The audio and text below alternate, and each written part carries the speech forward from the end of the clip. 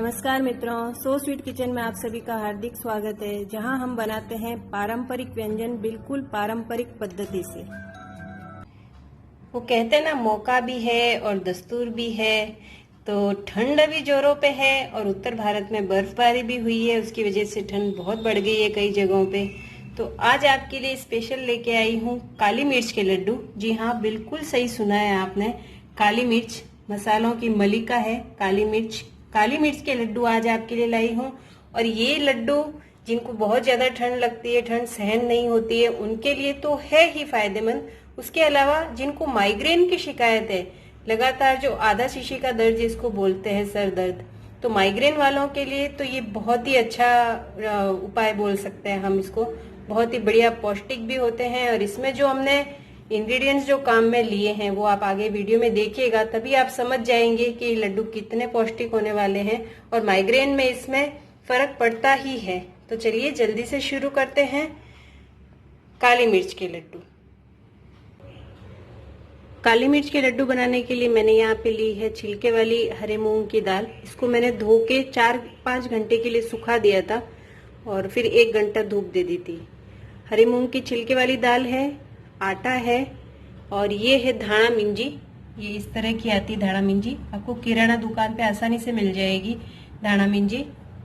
Powder ये बूरा शक्कर है, पाउडर शुगर नहीं है, बूरा शक्कर है, वही ले, मैं यही बोलूंगी आपको। और काली मिर्च ली है, ये है चिरौंजी, अखरोट, बादाम, किशमिश, खसखस, गोंद और खोबरा। ये सारी सामग्री का प्रमाण मैं नीचे डिस्क्रिप्शन बॉक्स में लिख दूंगी, आप चेक कर लीजिएगा। चलिए शुरू करते हैं बनाना। गैस पे मैंने मोटे पैंदे की कढ़ाई रख दी है। तो सबसे पहले हमें दाल थोड़ी सी भूननी है। दाल बहुत ज्यादा नहीं, हल्की सी इसको भून लेंगे, क्योंकि इसको बाद में भी पाउडर करने के बाद भी हमें भूनना है। बिना घी के सीधी सिर्फ दाल हमें भूननी है। देखिए दाल सिक गई है, मैं आपको थोड़ा क्लोजअप करके दिखाती हूँ किस तरह की रखनी है हमें। ये देखिए हल्का सा कलर इसका बदल रहा है, बस इतनी हमें ये दाल सेकनी है। और अब इसको ठंडा करके मिक्सर में इसको पीस लेंगे। दाल ठंडी हो रही है, तब तक हमारे मेवे जो हमने लिए हैं, सूखे मेवे सारे, वो हम सेक लेते हैं। थोड़ा सा मैंने घी लिया, 1 चम्मच जितना। अब इसमें डाल रही हूँ बादाम और इनको मंद आंच पे भूनना है, आंच तेज नहीं रखनी है।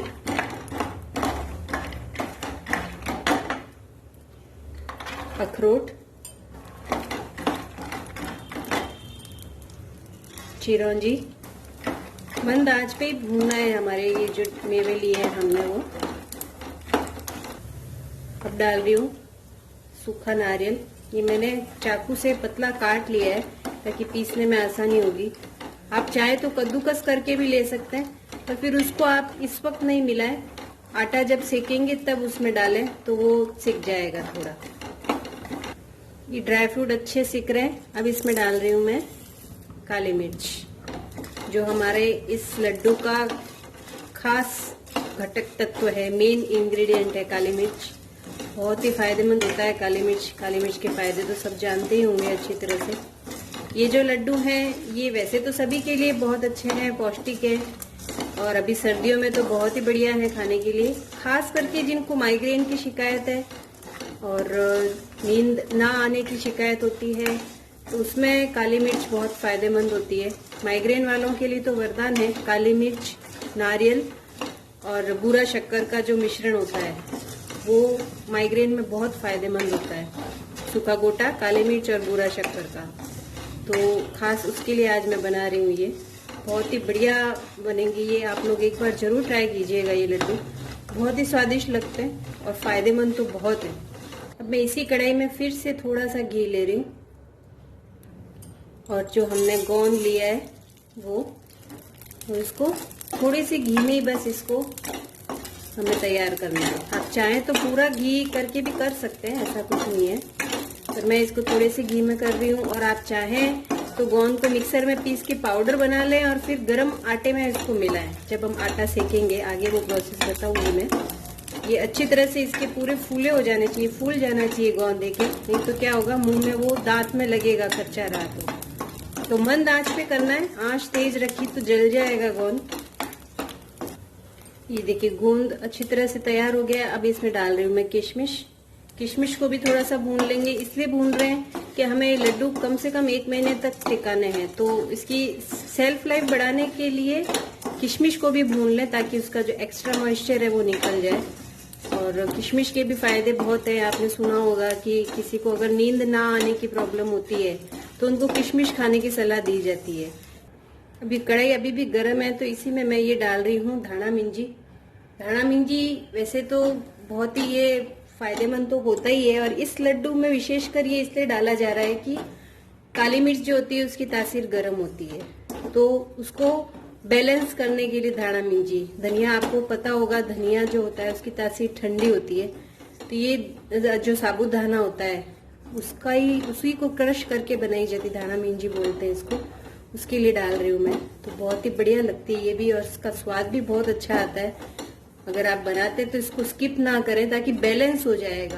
काली मिर्च ज्यादा हमने ली है इन लड्डुओं में, स्पेशली काली मिर्च के ही लड्डू है, तो ये धाना मिंजी डालने से बैलेंस हो जाएगा इसका तीखापन, उसके लिए है ये। तो ये भी मैं थोड़ा भून लूंगी और ये भी ड्राई फ्रूट्स के साथ पीस लूंगी।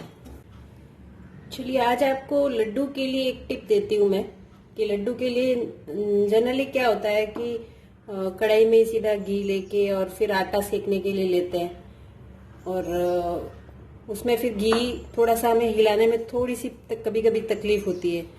तो आज आपको एक ये टिप दे रही हूँ मैं। हमने जो आटा लिया है गेहूं का आटा, और दाल मैंने पीस ली थी मिक्सर में, और उसको आटे की छाननी से छान दिया था। आटे की छाननी से छानना है क्योंकि ज्यादा दरदरी दाल रही ना तो हमारे लड्डू बनने में तकलीफ होगी। ये मैंने मिक्स कर लिया है। अब जो हमें घी लेना है उस घी में से ही थोड़ा घी हमें कम से कम 3-4 चम्मच जितना इस तरह से आटे में मिक्स कर लेना है, और इसको इस तरह आप मिला लीजिए हाथ से। पिघला के लेना घी, एक बार पिघला के फिर लें। इस तरह से मिक्स कर लीजिए इसको अच्छी तरह पूरा, और फिर इसको हम सेकने के लिए लेंगे। इससे क्या होगा कि आपको एक तो हिलाने में तकलीफ नहीं होगी, दूसरा कम घी में भी लड्डू बन जाएंगे आपके। ये 2 फायदे हैं। तो ये एक आज की टिप है, करके देखिएगा एक बार, आपको फर्क समझ में आ जाएगा। बेसन के लड्डू भी अगर बनाते हैं तो इस तरह से बेसन में पहले थोड़ा घी मिला लें, उसको ऐसा इस तरह से जैसे हम बोलते हैं ना मोयन डाल के करके, उस तरह का घी मिला लें, मिक्स कर लें इसको अच्छी तरह, और फिर इसको सेकें। आप देखिएगा टाइम भी कम लगेगा सीखने में और मेहनत भी कम लगेगी। चलिए अभी सेक लेते हैं। चलिए कढ़ाई में मैंने घी डाल दिया है, अब इसमें डाल देते हैं हमारा आटे और दाल का मिश्रण। घी अभी मैंने जितना हमें प्रमाण इसमें चाहिए उतना पूरा नहीं लिया है, पिघला के रख दिया एक तरफ। जरूरत के हिसाब से हम इसमें मिक्स करेंगे। अब इस मिश्रण को हमें मंद आंच पे सेकना है। तो क्या होता है, मंद आंच पे सेकने से जो धीरे धीरे सीखेगा ना तो स्वाद ज्यादा अच्छा आएगा। तेज आंच पे भी लगातार चला के आप सेक सकते हैं, सीख जाएगा, लेकिन वो स्वाद में फर्क आ जाएगा। तो हो सके तो मंद आंच पे या मीडियम आंच पे इसको लगातार चलाते हुए सेकना है हमें। चिपकना नहीं चाहिए क्योंकि हमने घी बहुत ज्यादा नहीं डाला है इसमें, हिसाब से ही लिया है घी। तो इसको सेक लूंगी मैं। ये देखिए दाल और आटा हमारा अच्छी तरह से सीख गया है बिल्कुल। इसकी पहचान कैसे, एक तो हमें खुशबू अच्छी आने लग जाएगी इसके भूनने की, और दूसरा आपने नोटिस किया होगा कि जब हमने कढ़ाई में डाला था ये मिश्रण तो इसकी थोड़ी गांठें जैसी थी, और अब ये एकदम खुला खुला सा हो गया है। जैसे जैसे सीखता जाएगा वैसे वैसे ये खिला खिला होता जाएगा। तो ये समझ जाए कि ये सीख रहा है हमारा, अच्छे से भून गया है। तो देखिए घी कितना कम लिया था हमने और उस घी से आसानी से सीख गया। नहीं तो क्या होता है, कढ़ाई में आप पहले घी ले लेते हैं और सीधा आटा डाल के सेक लेंगे ना तो फिर वो घी बहुत एकदम से आटा घी चूस लेता है, फिर घी बहुत ज्यादा लगता है। हमें लगता है अरे घी और डालना पड़ेगा, और डाला कि फिर वो ज्यादा हो जाता है। जैसे सीखेगा आटा वैसे घी छोड़ता है आटा वापस। तो ये एक टिप है, ध्यान रखिएगा आप। चलिए अब इसमें डाल देते हैं खसखस। खसखस भी जो है वो नींद अच्छे आने के लिए होता है, ये भी खसखस भी, और भी बहुत से फायदे हैं खसखस के। और ये हमारी पारंपरिक मिठाइयों में तो डाला ही जाता है। अब आज ये इसको मैं मिठाई नहीं बोलूंगी, ये संदीना है एक तरह का, और ये मेरी खुद की रेसिपी है। मैंने खुद ने अब हलवाई परिवार से हूँ तो थोड़ा सा दिमाग लगाया कि क्या अलग कुछ बना सकते हैं वैसे। तो बस अब ये खसखस डाल के तैयार है हमारा मिश्रण। इसको थोड़ा ठंडा कर लेंगे परात में निकाल के। इस मिश्रण में अब हमारा जो हमने मिक्सर में पीस लिए थे सारे मेवे, गोटा, काली मिर्च सब है इसमें, गोंद, सारी चीजें मिक्सर में पीस ली थी मैंने, वो डाल रहे हैं। अब ये मैंने पूरा पाउडर बनाया है। एक्चुअली अगर चाहते हैं इसको साबुत ही रखना चाहते हैं, थोड़ा करकरा रखना चाहते हैं, तो आप उसको इसमें हमाम दस्ते में भी कूट सकते हैं आप इसको, बिल्कुल पाउडर नहीं अगर करना चाहते हैं तो ये सारा हमें मिक्स कर देना है इसमें। और फिर ये जब पूरा ठंडा हो जाएगा मिश्रण तब इसमें शक्कर मिलाएंगे। चलिए मिश्रण हमारा अच्छी तरह से ठंडा हो गया है, एकदम बढ़िया ठंडा हो गया। अब इसमें डाल रही हूं मैं बूरा शक्कर। अब यहाँ पे आपको इसमें बूरा शक्कर ही लेनी है, गुड़ नहीं लेना है, क्योंकि काली मिर्च की तासीर गर्म है और बूरा शक्कर की तासीर ठंडी होती है। तो ये जो सारा कॉम्बिनेशन जो बनाया है वो गर्म और ठंडी तासीर को बैलेंस करके बनाया गया है। तो गुड़ ना लें और बूरा शक्कर लें, पाउडर शुगर नहीं, या घर की जो शक्कर होती है पीस की वैसी नहीं, बूरा शक्कर। या आपको अगर स्टोन शुगर मिल जाती है, मिश्री खड़ी शक्कर जिसको बोलते हैं, वो अगर मिल जाती है तो उसका पाउडर, ये बूरा शक्कर भी उसी का पाउडर होता है, तो इसकी तासीर ठंडी होती है। तो ये शक्कर आपको लेनी है, इस चीज का आपको ध्यान रखना है, ठीक है। अब इसको मैं मिक्स कर लूंगी अच्छी तरह से पहले, और फिर जरूरत लगी तो इसमें घी डालेंगे। चलिए इसका लड्डू बांध के देख लेते हैं। आसानी से बन रहा है तो घी की जरूरत नहीं है, और आप चाहें घी ज्यादा पसंद करते हैं तो इसमें थोड़ा घी भी और चल सकता है, तो मुझे इसमें अभी जरूरत नहीं लग रही है, तो मैं ये लड्डू ऐसे ही बांध दूंगी। तो अभी इसमें मैंने टिप्स तो आपको दे ही दिए हैं, फिर भी एक और चीज बता देती हूँ कि मैंने इसमें गेहूं का आटा लिया है मूंग दाल के साथ। अगर आप ग्लूटेन फ्री बनाना चाहते हैं इन लड्डुओं को तो आप गेहूं के आटे की जगह ज्वारी का आटा या रागी का आटा भी ले सकते हैं, तो वो आपके ग्लूटेन फ्री हो जाएंगे। और रागी तो सब जानते ही हैं कैल्शियम का कितना बढ़िया स्रोत होता है रागी, तो वो अगर बुजुर्गों के लिए बना रहे हैं तो आप वो भी ले सकते हैं, बहुत बढ़िया बनेगा वो भी। तो ये इस तरह के मैं बना लूंगी। लड्डू की साइज आपके ऊपर डिपेंड है, आप कैसी बनाना चाहते हैं। मेरे हिसाब से तो कम से कम 100 ग्राम का एक लड्डू होता है तो सफिशियंट होता है, वो उतना तो होना ही चाहिए। तो ये एक लड्डू अगर नाश्ते में खाएं और इसके ऊपर गरम गरम दूध पी लें तो सर्दी बिल्कुल ही नहीं लगेगी, भाग जाएगी ठंड आपकी बिल्कुल। और अगर आपको माइग्रेन की प्रॉब्लम है, आप कुछ दिन ये प्रयोग करके देखिए। सुबह अगर हो सके तो ब्रह्म मुहूर्त में उठ के कुल्ला वगैरह करके उसके बाद ये एक लड्डू खा ले, इसके ऊपर दूध पी ले और फिर थोड़ी देर के लिए वापस हो जाए, एक आधे पौन घंटे के लिए, तो उससे माइग्रेन के दर्द में आपको जरूर आराम मिलेगा। तो कैसा लगा आज का ये वीडियो आपको अगर पसंद आया है तो लाइक कीजिए, फ्रेंड्स और फैमिली में शेयर कीजिए, और मेरे चैनल सो स्वीट किचन को सब्सक्राइब करके बेल आइकन दबा दीजिए, जिससे मेरे हर नए वीडियो के नोटिफिकेशन आपको समय पे मिलते रहेंगे।